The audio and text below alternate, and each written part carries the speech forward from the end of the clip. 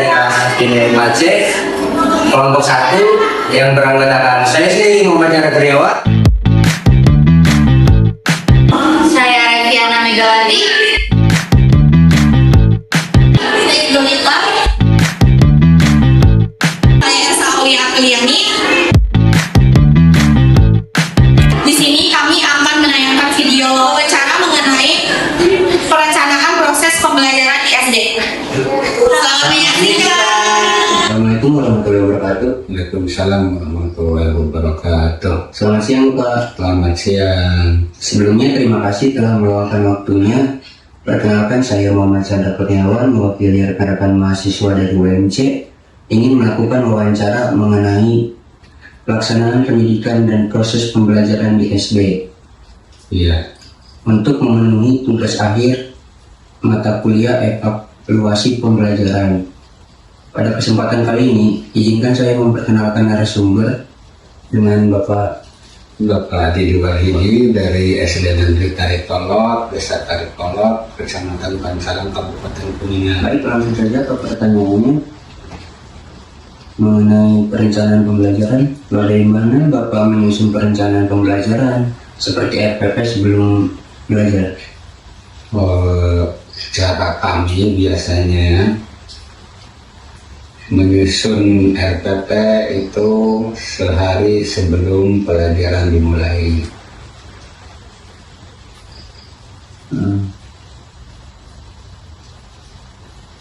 Langsung ya. Terus pertanyaan kedua. Langsung. Pertanyaan kedua, apakah perencanaan pembelajaran disesuaikan dengan karakteristik dan kebutuhan peserta? Ya, disesuaikan. Pertanyaan ketiga, sumber belajar apa saja yang digunakan dalam perencanaan pembelajaran? Sumber belajar yang digunakan dalam pembelajaran diantaranya adalah media cetak, terutama buku referensi, majalah, dan juga alat elektronik atau teknologi seperti Infocus. Selanjutnya ada kendala apa saja yang sering dihadapi dalam menyusun perencanaan pembelajaran? Dalam menyusun perencanaan pembelajaran, kendalanya paling mengenai alat peraga yang harus dipersiapkan dan disesuaikan dengan kebutuhan pembelajaran hari itu.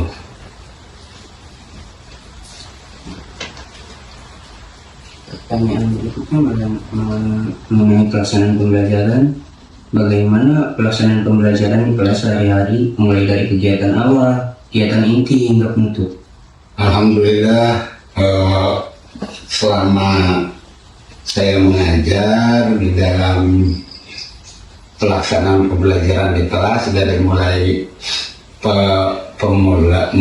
dari mulai mengajar sampai akhir berjalan dengan lancar tanpa ada hal apapun.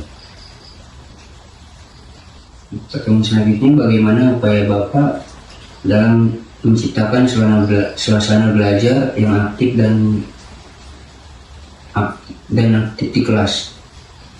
Untuk menyesuaikan supaya anak aktif dan selalu kondusif di kelas, yaitu dengan cara misalnya kita membuat kelompok belajar, cara pemecahan masalah bersama antar kelompok, saling bertanya, tidak terfokus pada guru saja, jadi siswa dibolehkan untuk mengeluarkan pendapat dan pertanyaannya. Selanjutnya, sejauh mana peserta didik terlibat aktif dalam proses pembelajaran? Alhamdulillah, selama ini aktif dalam pembelajaran, diantaranya siswa bisa mengemukakan pendapat dan pertanyaannya, tidak terfokus pada gurunya saja.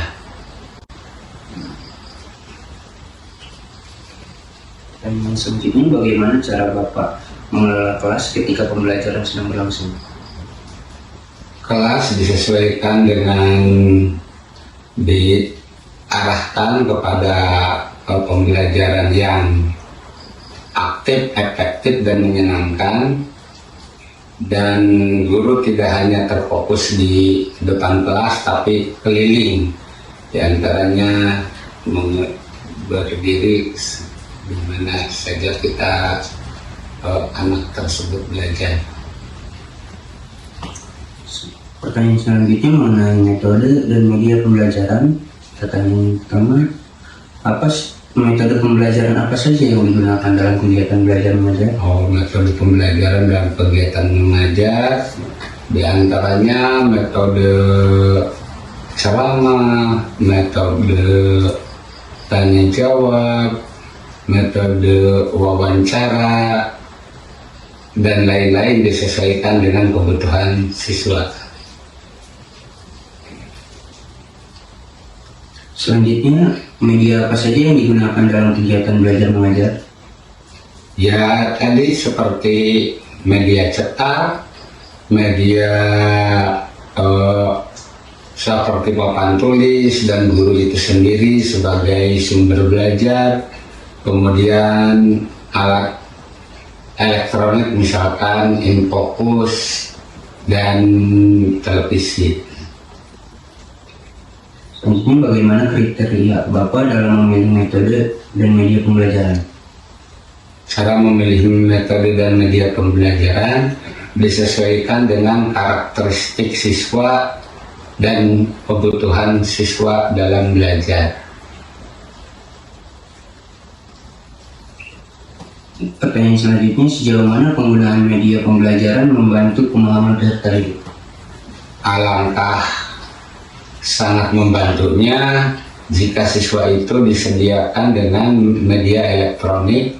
Siswa akan lebih fokus, tidak hanya mendengarkan tetapi dapat melihat dengan gambar, dan cara gambar-gambar itu disesuaikan dengan fungsinya.